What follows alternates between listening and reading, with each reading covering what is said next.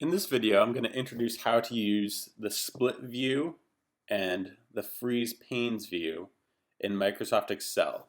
And this is basically just a way to make it easier to navigate and view your data when you're dealing with a large spreadsheet.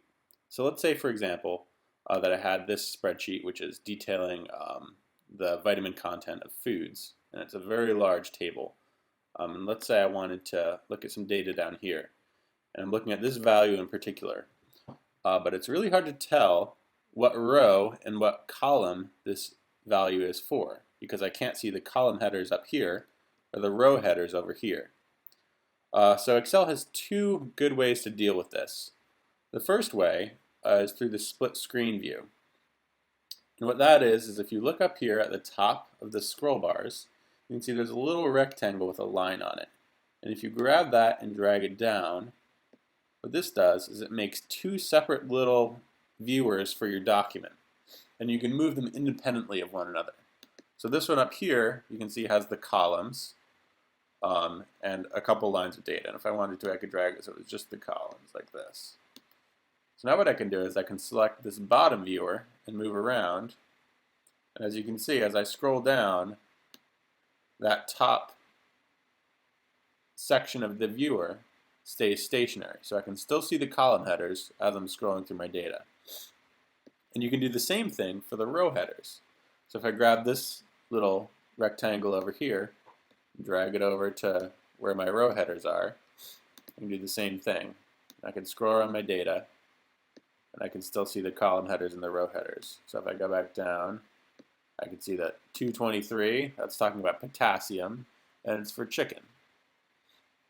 Now this is something that obviously is very common, a common need. So what Excel has actually done is they've made it so there's an even easier way to keep your column headers and row headers in your view while you're scrolling around. And in order to do that, what you're going to want to do is find the first cell of data in your document. So up here we have our columns, up here we have our row headers. So you want to find the first cell of data that's in the first column in the first row.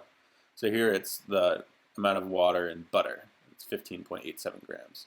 So what we're going to want to do is select that cell, and then on the menu up here, we want to find where it says View and click on View.